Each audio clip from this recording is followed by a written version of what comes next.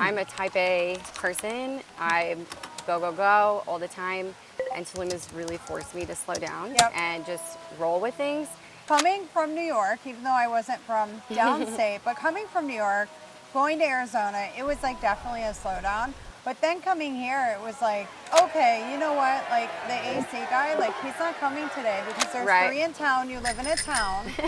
Like you need to wait. Like things are just, even if you're mad or you're upset, that's not going to help anything happen. It doesn't change it. Our business just got invited to be a vendor for the World Cup this year, and some of the teams are making their base camps here in the Riviera Maya. So that's a new challenge we're working on now, is getting all set up for the World Cup this summer. So another thing that I noticed when I came in 2020, and like is a stark difference from the US, was there were dogs running around everywhere, like a lot of dogs. So one female that goes unsterilized in her lifetime, plus her puppies, can produce over 60,000 dogs in 6 years. Well, that's because if you consider like, and dogs can have litters as early as 6 months old. So it almost starts immediately. So it was something in the air.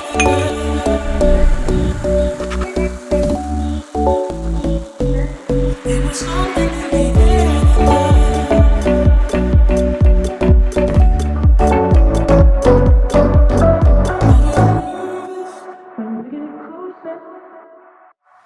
Here we are today on another episode of Champagne in the Jungle. Today I have joining me Ashley Linares. Hi. Hi, thank you for joining me today. Of course. We're at Vesica Cenote Sanctuary, one of the most beautiful spots in Tulum as well, so everyone knows. Ashley, tell me about how you came to Tulum, how long you've been living here, what's your story? Sure. I've been in Tulum going on 6 years now, which is pretty wild. I haven't been in one place since growing up for more than 2 years. So I came to Tulum in 2020. During COVID, I came on a vacation. Same. A 5-day vacation with a friend for his birthday, the two of us. And the first night, we made some friends in town. And we made plans to go to Cenote a few days later. And after the 5-day trip, we both decided to extend 5 more days, and then my friend had to leave and go back to work, and I just chose to stay. And so the 10 days turned into a month, and then the month turned into 6 months, and after 7 months I got my residency and made it permanent. Right, yeah, same thing for me. I think it was like the second day I was here, I was like, I love this place, it's magical, I need more of it. Where did you originally grow up in the US? I grew up in Omaha, Nebraska, so in the Midwest. I went to school in Missouri, and I lived in Indiana, Michigan, so all over the Midwest. Definitely a little bit of a different climate. Yeah, originally I'm actually from Buffalo, New York, which it's a snow. Yeah, we snow both and know chicken snow. wings. Yes, running away from the snow. I don't miss the snow.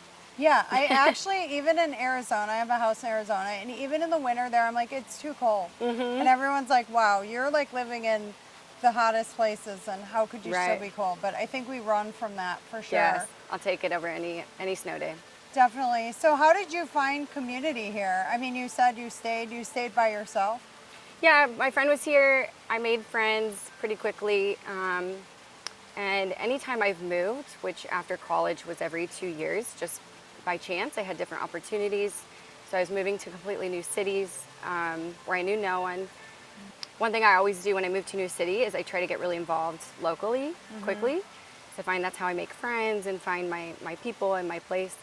And so I started participating. There was another woman who saw a lot of women here alone, on their own. So she started a group called the Tulum Girl Gang. And Allie's still here, the group's still running. But we started going to weekly meetups there, met a lot of women who are still friends today. Whether they live here or they live somewhere else now. Yeah. I also got really involved in Tulum co-working right away, which they just turned 5 years old, and I'm still pretty active there. So that was really nice for finding people who are working as entrepreneurs. Yeah, there's a lot of that remotely here. So that helped to figure out how to live in Tulum and work, because at the time Tulum was not a nomad center. No. It was a vacation town. So and it was small. I mean, remember like the cell phone service was not good. Oh, yeah. The ATMs didn't work. I mean, it was really like, it's gone through such a metamorphosis from 2020 to now. Huge. Like, If you went to the beach, you had no service between leaving your apartment and getting to the beach club with Wi-Fi, so you were in a dead zone, 20 minutes. The beach clubs had almost no outlets, so even if you went for the day, you had to figure that out. So it's kind of funny. We would go work and they would see us with all our laptops. Like, what are these people doing working at the beach? Yeah.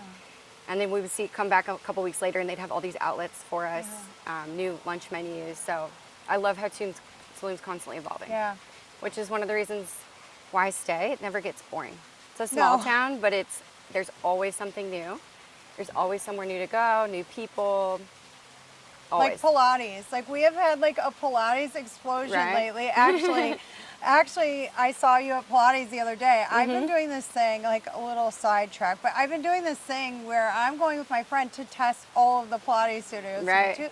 Because I think there's 7 or something. There's 7 like or 8 lot. now. There used to be 1 or 2. Yeah, and then there was only yoga, and then there's Pilates, and then there was jungle gym, and now we have big, like, it just, I love that. It does, it like constantly evolves. Yeah. So you ended up also starting a business in Tulum. Talk to me a little bit about some of your other businesses that you do. I started a couple. So back in 2020, I actually met my now husband. Yeah. He's from Puebla, Mexico. We got married a year and a half ago. So at the time, he had just moved to Tulum from Playa del Carmen and was also starting his own business, his own transportation company. And within our first year, I do digital marketing. That's my day-to-day job. That's what I've been doing remotely from the U.S. I have an agency there, and I work in hospitality businesses. Okay. So I helped. Our company is called Serendipity Travel Experiences. So in the first year, I built the website, helped kind of modernize the business because everything was just over WhatsApp at the time. So we created a website, a way to book online, set up Google and TripAdvisor. Things like we didn't have here. I mean, No, I that think no one was on. But it's amazing the amount of volume of business that people do here, like without technology or without the structure. And now, like as it's grown, I think like people like you and I that come in and put in like these structures. Yeah, it was hugely helpful. So that business, my husband runs the operations, runs that company. I do the marketing and the concierge side for those clients locally. So I help people. We work with a lot of groups, families, bachelorette groups, birthdays. So when they come, I help them plan their weekends. You know, figuring out what they like to do. A lot of them come here to Vesica. They go to the beach. They go to the lagoon. So I do that. And then a little over 2 years ago, we opened a print and paper goods store in Aldea-Zama. Which we love it because we can go over there and print and laminate. It's been super fun. That's just like happened to be like saw a niche. We had the space. I was constantly bringing back, you know, in the beginning, we didn't have really Amazon in Tulum. Yes. It would take 2 weeks if it arrived. Now it's like 3 days. Now and like 2 to it's 3 more days. normal, yeah. But so I was always bringing back like nice notebooks or, you know, birthday cards because it was really hard to find pretty ones in Tulum. Yeah. So when we had this space, I was like, what are we missing, specifically in our neighborhood in Aldea-Zama? Because that's where I've lived majority of my time. And so we opened the print shop, and we ordered at one printer, just thinking people could also come print copies, scans, like really basic. But it exploded. I had no idea we would start doing larger prints. So within the first year, we invested in one of the more commercial printers, and now we do a lot of menus, posters, flyers, note cards, postcards, all kinds for lots of local businesses. Small personal projects. There was really only like one print shop, and you would go there and they would be like, well, we have this or this. Like, there's one, and they've been here a long time. We have the same printer they do, but they don't necessarily speak English. That's been a huge, I think, boost for us. People are always really surprised when I'm there working myself. And it's just pretty, like the aesthetic's very different. So it's really fun. I love being able to help people with their own personal projects. You know, we have a lot of entrepreneurs, masseuses, wellness, like even physical therapists, a lot of the sport clubs, the restaurants, cafes. So it's really a good time. It's been really like for us too to like come into Tulum and like see how we can enhance it. Like obviously not change it. I don't think it's about changing it. It's about giving it like more capabilities or you know, like. Yeah, that's what helping it expand. I've never lived anywhere, and this is, I think, a huge thing right now where as Tulum's transitioning, there's a lot of people who've been here 5 or more years who know Tulum pre-COVID or came during COVID and know it as that. And there's like 50-50 people who are embracing the change and helping orchestrate the change and navigate it and guide it and getting involved. And then there's the people who just don't want it to change at all. Yeah. Anywhere you live is going to evolve. Yeah. So it's, you can have a big say in how it evolves. Exactly. Like, I think that's why getting involved, right? Yeah. And being an active part of the community, so you have more awareness of what there really is the need, not just what you think or what you want, but like what's actually going on, and what the city has planned. They actually have a lot. Like, Tulum's only 15 years old as a city. Exactly. I always tell 15 or everybody, 16. like, this is like a high school. It's a really teenager. young. That's it. Yeah. I mean, if you think about some cities in the U.S., like, for example, I have a history. I've worked in Nashville before and set up Airbnbs. Okay, Nashville was like, went from nothing to everything overnight, and it changed and it grew, and like, there's so many places that it's not bad. It's different. It's different. But yeah, I mean, like you said, having, like, being involved in the community and having, like, a hand in helping it develop responsibly, I think is really important. Exactly. And I think as expats, that's more important too, because we have a lot of knowledge and resources that some of the more local community might not have to help guide it. Not change it for ourselves, but change it so collectively it works better for everyone, right? So, and again, a lot of that comes with education, resources, just different technology. I mean, bigger societies just have different, more advanced things. Right. So it's that's really important to me, which is why when I decided I was going to stay, more than 6 months, I immediately started the residency process. Yeah, same. I just got my permanent residency last month, so now Mine's it's official, next year, indefinite. What a feeling. But taking those steps to make sure that I was contributing in a way too, in the right way, was really important. Like, I mean, I know sometimes we have people, they just come here and they're like, I'm doing business here. Like, but like, you're not. You're doing business Perpetual from another tourist. country. Yeah, and I think it's great for a few months, and if you try it out, but like us, if you're really going to stay, I think it's like, okay, well, you need to really be part of the community. Right, yeah. Yeah, so another thing that I noticed when I came in 2020, and like is a stark difference from the US, was there were dogs running around everywhere. Like, a lot of dogs. Sure. And I was like, oh my gosh, well, but the dogs were not really skinny for the most part. They were well fed. You could see, like, and there seemed to be like a collective in the community for taking care of the dogs. And so another thing that I know you're involved in, and our company is partnering with as well, is the Tejido. And so I just wanted to touch on that and like kind of how you got involved in that and how you stay involved and your feeling on it. So the Tejido was started by one of my very dear friends here, Andrea. She's from Canada originally, and her and her husband came back in 2020. They'd previously been visiting Tulum for many years before that, but when they decided to make it more of a permanent home, they were able to give more resources and more time to that challenge, the street dog challenge. So we quickly bonded. We met because of one of their first dogs they rescued, which is now my dog, because I fostered her after she was rescued off the street. She had a litter of puppies, less than 1 year old. Did you call that foster failure? Just so yes, you know. which I've fostered many, and I've only failed now twice. So I'm one of the few. But so the Tejido has been wonderful. I actually, growing up, was really involved in the humane societies in the United States. I used to volunteer and work in the summers there. I would do camp for kids, and we'd teach kids about like pet education and all of that. We would walk the dogs. We would do adoption days. So it's something that's always been in your life. In my life. Nonprofit work in general has been a huge part of my life, but the dogs specifically. So just a natural fit, a huge need. So whether it's driving dogs to the vet, fostering them, if we've fostered many puppies.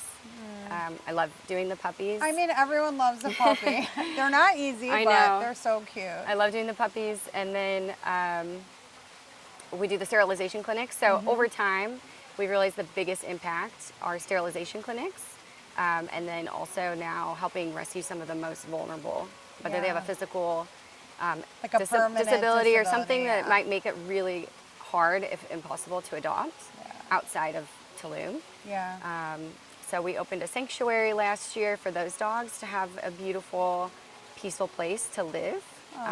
And then the sterilization clinics have been a huge focus. And then some dogs get adopted out of the country, right? Do they go like to Canada or A the lot US do, or- yeah. We send Okay. a lot to Canada. We send some to the United States, Europe. We've had dogs go to Europe.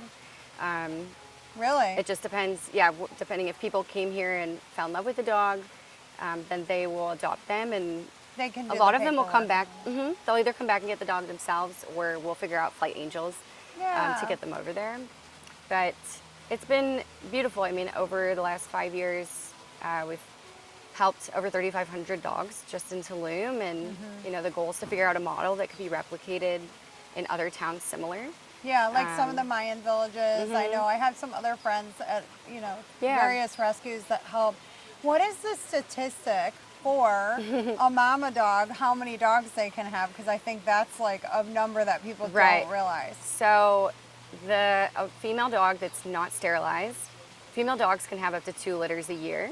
And on average, those litters are around 7 dogs, but we see a lot of times 10, Wow. sometimes 12 dogs. That's a lot of puppies. So one female that goes unsterilized in her lifetime, plus her puppies, can produce over 60,000 dogs in 6 years. Well, that's Because if a you lot. consider my and gosh. dogs can have litters as early as 6 months old. So it almost starts from immediately. So that's why sterilization's hugely critical to slowing down that epidemic almost. Yeah. Dogs who are sterilized also live longer. They tend to have better mannerisms. So For sure. we would rather get dogs adopted out that are already existing, And that vaccinated. need a home, and vaccinate all them. of that. So that's why sterilization's a really big focus. And I think some of the locals here, like, they don't sterilize because, like, it's not in the budget. yeah, it's exactly. not something that's in the Most budget. of the time, that's a huge reason. So our clinics specifically focus on going into the most vulnerable communities, and we actually set up in their area so they don't have to worry about getting a car to drive. A lot of them will walk there with their dog, or they'll get a ride, and they come and spend most of the day waiting with their dog. We do the sterilization for free. We give vaccines for free, and then we help them with that process, and then they go home. And it's been the community's really supportive of it. Yeah, that's amazing. Well, let's talk really quickly about the event that you're having. You have Yeah. we're going to host it together, so that's really We exciting. are. It's our 4th year, so we started this 4 years ago. We wanted to bring people together, in a fun way. We're always, especially with the street dog rescue, most of us who volunteer a lot are always pretty dusty and dirty. So the idea is to bring together new people too, who maybe can't always volunteer in the streets. Yeah. So we get a little dressed up, and we have a little fundraising cocktail party. We get a lot of support from local restaurants, music, bands, DJs. We've had some liquor brands, Mezcal sponsor the bar. And we just have a really nice evening celebrating and networking and raising money for future sterilization clinics, and now for the expenses of our sanctuary. Yeah, exactly. I mean, I think for me, like, I have friends that, I mean, they're out on the street, they're helping the Yeah. dogs, they're seeing things. Like, for me, I'm one of those people, like, I get really affected by it. Like, Sure. so for me, it's better for me, like, financially to course. support it, because I know, like, emotionally I cannot, and I would There's just, a lot of people like I that. would be like a hoarder. I would have 30,000 dogs, like, in my backyard. home. Yeah, I would have too many. So It's very easy, yeah. Yeah. Yeah, that's kind of the idea. So we have different ways. People are always asking how they can help. Yeah. So whether they can volunteer at a clinic, or they can help on the day-to-day, or they can foster, Yeah. or they can be a flight angel to fly a dog to their new home, or they can attend one of our parties, or they can just donate remotely too. Yeah. We have a lot of people who donate every month or annually, so all of it matters. And so this is the one event too, the one fundraiser we really do in Tulum. Otherwise, we try to fundraise outside of Tulum. Yeah, of course. So let's talk about how the community is helping for the cocktail event. Yeah, and again, this is one of my favorite things. I think that's really special in Tulum when you make it your home. So we've had the event the last 3 years in one villa that's owned by Andrea and Adrian, the founder of the Tejito. But you had actually reached out to me about partnering on some other fundraising initiatives for the Taquito. And then I remembered you and Jungle Lux, and you have some beautiful villas.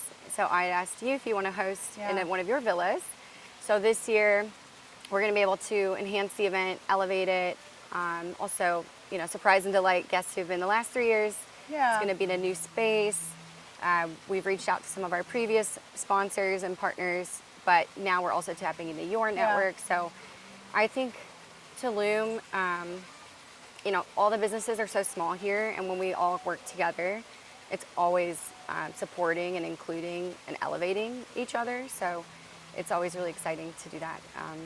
And I really appreciate those contacts and those networks, and I think that comes from being more involved in the community and having good intentions. So. And it is. It's really important for us to help, you know, help new businesses and help any businesses in Tulum. And, you know, a lot of times when I see somebody too like that is starting out and they're doing really good, like I try to like, you know, send people, whatever, you know, because we want everyone to succeed. If we all do better, like we will all do better if we all are working together. So, I think that's really important to find ways to collaborate or cross promote. And this event's one of those. It's been really beautiful, and it's just like a nice evening of community, you know, for a good cause that affects all of us, right? The dogs also live a lot in front of homes, other homes, and restaurants and businesses, and so it's a collective effort for sure. And it has a much farther reach than like a night with some cocktails. It's so much more. Yeah, exactly. So, well, also since you're in hospitality, so switching the topic. Maybe let's talk about something fun, some fun facts. Sure. Since you're handling groups and things like that, like us, what is one of your most wild experiences that you've had with, like, I don't know, your guests or transport or maybe a complicated itinerary? Sure. I think we've been very lucky. I think also it speaks to my network is very, you know, in Tulum you can get everything done with a WhatsApp message, but one of the most fun challenges was one January season. We had a client literally 9 p.m. at night wanted to come in for a festival party, and they were flying in from the other side of Mexico and with a group, and we needed to secure a villa, and like 1 in the morning, like private jets, villas, tables, like everything within like an overnight time. But we were able to do that. They came, they extended, they had a great time.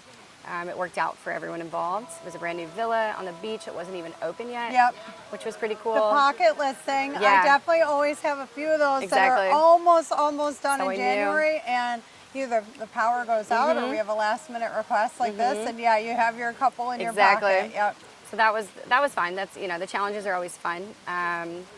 We are really looking forward. Our business just got invited to be a vendor for the World Cup this year. So obviously the country's really, Mexico's hosting the World Cup along with Canada and the US. And so they're planning expecting a lot of visitors to Quintana Roo, to the Riviera Maya, to stay before and after the games on vacation. And some of the teams are making their base camps here in the Riviera Maya. So that's a new challenge we're working on now is getting all set up for the World Cup this summer. Yeah, that's exciting. I mean, I think too, it is like about your network in Tulum and how you work and having like your vendors and your people and supporting each other is like how we get there. Right. You know, instead of, you know, like, you know, recently another thing that's happened, right, with Airbnb, I'm sure you're aware of this.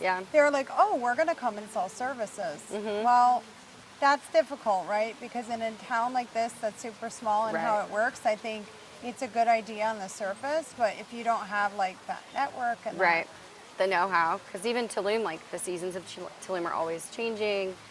The type of people who come here are a little we particular. have different seasons. There's so many different nuances that you only understand if you're in Tulum. Yeah, all the time, and not just like online booking for sure.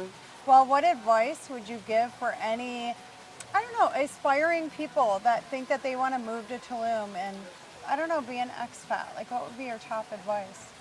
I think you have to come into it with an open mind. You can move here and like what it is when you arrive, but you have to be open to the evolution and figuring out what that looks like for you. You know, like you cannot, I'm a type A person. I'm go, go, go all the time. And Tulum has really forced me to slow down Yep. and just roll with things. I'm sure you even know, like, The your own patience. workout schedule can change every few months because class schedules change, teachers change, studios move. Like, there's so many things. So you can't get too hung up on Like your ritual or your right. routine. You have to have more like foundations or like pillars, and then figure out how that's changing, which I think keeps it interesting and is really healthy for us Yeah. too. I've learned a lot of that's- patience. Like yes, living here, like I patience think is number one. coming from New York, even though I wasn't from downstate, but coming from New York, going to Arizona, it was like definitely a slowdown. But then coming here, it was like, okay, you know what? Like the AC guy, like he's not coming today because there's Right. 3 in town. You live in a town. Like you need to wait. Like things are just, even if you're mad or you're upset, that's not going to help anything Right, happen. it doesn't change it. Yeah, like I think this part of my life that I've spent in Tulum has like taught me like so much more patience. That For has sure. been- And I think also shows you what you value, like what's really important, what's not. Like not being able to shop or order things on demand as much, but you learn to live with less, which is obviously better. Yeah. And again, you just kind of learn to adapt. Like you have to just be on your feet. The power goes out. It's pretty rare the power and the internet go Yeah, out. it doesn't much anymore. Not like it used to, but I just always embrace those days as like, oh, time to go to the beach. Like, Sometimes Just a work when day. the power has gone out for me, it has been at like a really intense moment, and it's Yeah. almost like, okay, you know what? You need to like stop, a breath, like, take yeah. a break, and just exactly. So you're you- going like, to. And exactly. You just have to, and go to, you can work from the beach. They all have Wi-Fi now. So it's not really the end of the world. Remember when the beach was only on generator? Like Yeah. there was like no power at the beach. No, like, yeah. that was incredible. Everybody's like, "What do you mean there's no power?" Like there was no power there, like at all. I know. So when the power went out, that was where you went. was it, Because the they beach. all had, yeah. You're like, oh, we'll go to the beach. You're gonna have Wi-Fi. Now we have Starlink. That was Yeah. like new at the time too. But yeah, it's grown. It's changed, and I definitely say like people need to meet Tulum like where it is. Absolutely. You know? Yeah, there's so much. I think too, we're seeing Tulum, if people are interested in moving here, we're seeing a shift to Tulum investing and opening more things for long-term residents. Like we're getting this new mall with a movie theater. We have The cinema, there multiple is so much supermarkets. excitement around the cinema. That is like, and it's so like weird because I think in the U.S. people have kind of like given up on the cinema, and here is like We're excited, we're yeah. getting a cinema. I know. Oh my gosh, we're gonna have popcorn. Yeah, and now you see all these supermarkets, like they're not opening those projects for tourists. They're opening them for people who are Right. starting to move here The or make it a Lacomer. second home, who come Wow. at least half the year. Yeah. Yeah, La Comer, another Chedraui. Yeah, we're gonna have that at the mall. I think. I really hope that somehow that outdoor mall kind of thing that's been happening in the U.S. like we get there. That we get you one. know, that we get there. But Yeah, yeah, I think it's way more, I think things are way easier than when we first came in 2020 for sure. But still, it is like a lovely jungle sanctuary. And yeah. And sometimes, if you can figure it out, you're gonna love it even more. I think that's part of it. You like feel proud when you can navigate it. yeah. So then you're like I can do this. And when somebody's new and I see them, I'm always like, let me give you like a few tips. Yeah. Let me help you with this, you know. 'cause Yeah, skip over some of the. I remember how that felt, you know, in the beginning. But like not bad, just so different. Right. So, perfect. Well, I really appreciate you joining us today. Thank you. We're so grateful to have done this shooting here at Vesica. This is one of the things that our guests get to enjoy. It's beautiful. Coming to Jungle Lux. And of course, when guests are in Tulum and they want to look up your Sure. company. Yeah, so our transportation company is Serendipity Travel Experiences. You can find us online. We're also on TripAdvisor. We just launched a new booking app for transportation, so you can download the app Ride Lux. It's in Mexico and it works in North America and Europe. So you can actually book your own cars on the app and use it while you're in town. And then you can visit our store, Serendipity Depot in Aldea-Zama, and pick up some gifts or some gifts or postcards. Yeah. Perfect. Well, and we'll see you the next time on Champagne in the Jungle. Cheers. Cheers. It was something in the air.